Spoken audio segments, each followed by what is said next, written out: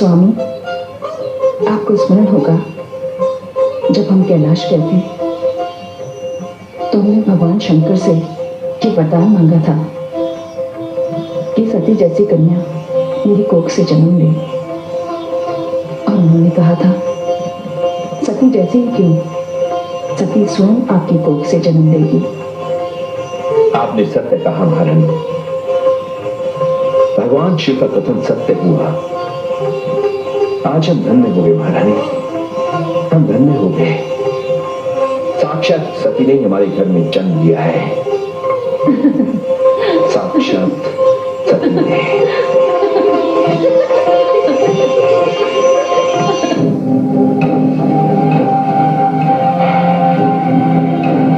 आपकी भविष्यवाणी 100% सत्य होती दिखाई दे रही है। वो हिमाचल पुत्री जो मेरा काल बनेगी अब युवा हो गई है। मैंने बहुत प्रयास किया उसे समाप्त करने का, किंतु वो बार बार बच गई। ज्योतिषी महाराज, उसका जीवित रहना मेरी मृत्यु है। मैं उसे जीवित नहीं छोड़ सकता। आप ही मुझे कोई उपाय बताइए। असुर सम्राट, मैं एक ज्योतिषी हूँ। भविष्यवाणी तो मैं कर सकता हूँ, किंतु किसी कन्या को समाप्त करने का उपाय नहीं बता सकता। आप स्वयं एक महान वीर हैं। आपके प्रताप से मानव तो क्या, देवी देवता तक भयभीत है। क्या आप एक साधारण सी कन्या को समाप्त करने का उपाय नहीं सोच सकते?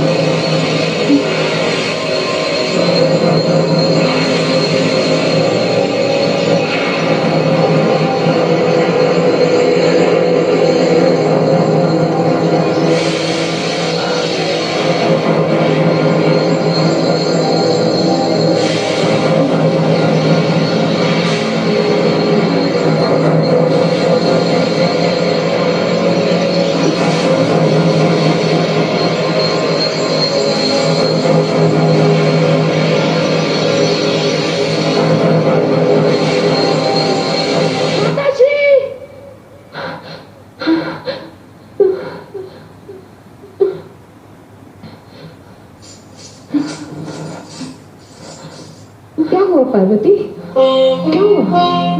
क्या तुमने फिर वही स्वप्न देखा?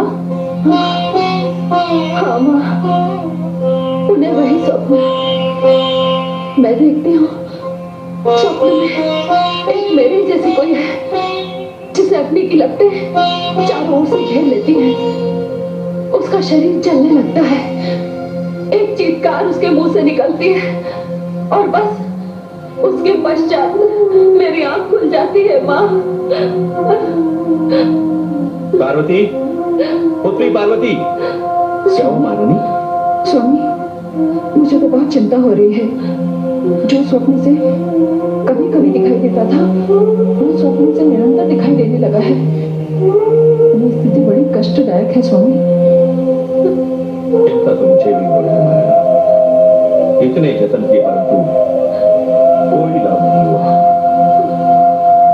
स्वामी, मुझे ऐसा प्रतीत होता है कि कदाचित इस समस्या का निदान देवर्षि नारद ही कर सकते हैं।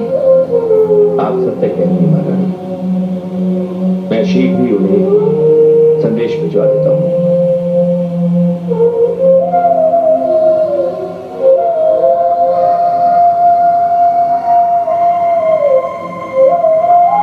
शांत हो जा पुत्री, शांत हो जा। देवर्षि, हम सभी ने उस भाग्यशाली कन्या के दर्शन किए थे और अब तो हिमाचल पुत्री बड़ी हो गई होगी। हाँ देवराज, पर्वतराज से मेरी बहुत दिनों से भेंट नहीं हुई है और न ही उनकी कन्या के दर्शन हुए हैं।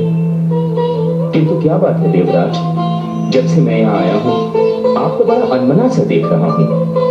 ऐसा प्रतीत हो रहा है जैसे कोई गहरी चिंता आपके मन को मथ रही है। आप सत्य कह रहे हैं देवर्षि।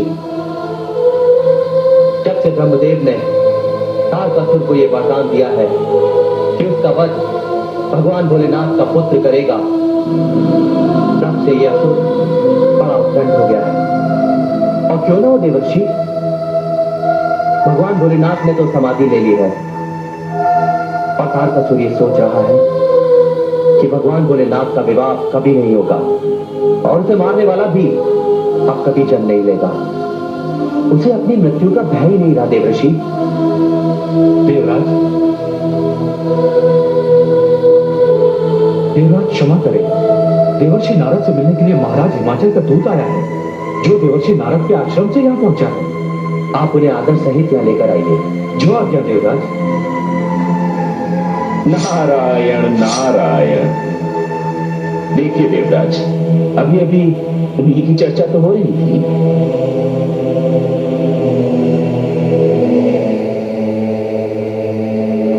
देवराज प्रणाम स्वीकार करें। देवर्षि मैं आपके दर्शनों के लिए आपके आश्रम गया था। वहां ज्ञात हुआ कि आप देवराज इंद्र की सभा की शोभा बढ़ा रहे हैं। कहिए क्या बात है? देवर्षि वहां एक विकट समस्या उत्पन्न हो गई है, जिससे महाराज पर्वतराज और महारानी मीना सभी बहुत चिंतित हैं। उन्होंने आपसे शीघ्र से शीघ्र वहां पहुंचने का निवेदन किया है। नारायण नारायण। जहां स्वयं देवी भगवती का निवास हो, वहां समस्या? देवराज, मुझे आज्ञा दे। जैसी आपकी इच्छा देवर्षि। चलिए।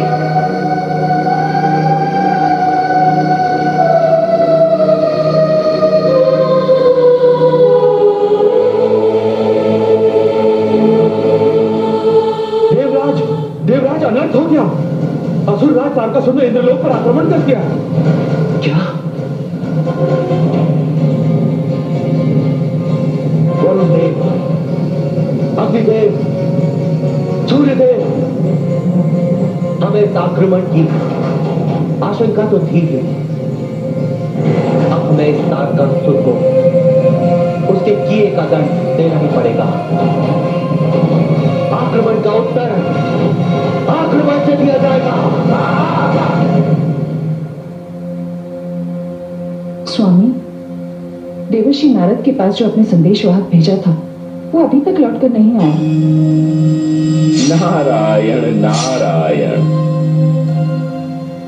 प्रणाम देवर्षि। प्रणाम देवर्षि। आयुष्मान आयुष्मती भव।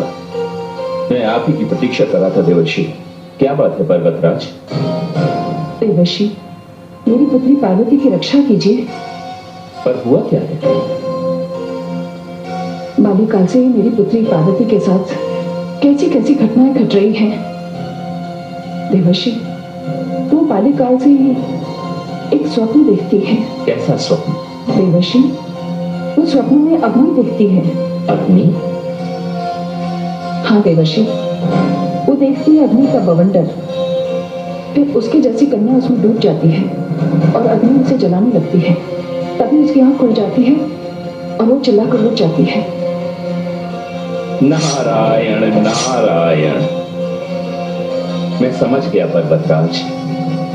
मैं पुत्री पार्वती के स्वप्न का रहस्य समझ गया। हे देवर्षि नारद, पुत्री पार्वती का यह अशुभ स्वप्न किस बात की ओर संकेत करता है? मेरी पुत्री को इस समस्या से मुक्ति दिलाइए देवर्षि। हे देवी, आप जिसे समस्या समझ रही हैं, वह समस्या नहीं है क्या? और यह स्वप्न भी अशुभ नहीं है पर्वतराज। अर्थात ये स्वप्न तो पुत्री पार्वती के इस जन्म को पूर्व जन्म से जोड़ने वाली एक महत्वपूर्ण कड़ी है। मैं कुछ समझा नहीं देवर्षि। मैं समझाता हूं पर्वतराज। जो अग्नि पुत्री पार्वती को स्वप्न में दिखाई दे रही है, वह अग्नि अग्नि नहीं है। अग्नि नहीं? अग्नि नहीं है तो और क्या है देवर्षि? पर्वतराज, वह पार्वती का संकल्प है। एक अपूर्ण यात्रा को इस रूप में पूर्ण करने की दृढ़ इच्छा शक्ति है। ऐसा प्रतीत हो रहा है जैसे पुत्री पार्वती के जीवन में साधना करने का समय आ गया है। यही साधना पुत्री पार्वती को पूर्ण करेगी, यही साधना उसे पूजनीय बनाएगी। पर्वतराज, यदि आप आज्ञा दें तो मैं पुत्री पार्वती से एकांत में मिलना चाहूंगा। हाँ, क्यों नहीं देवर्षि, आपको आज्ञा की क्या आवश्यकता है? पुत्री पार्वती अपने कक्ष में है,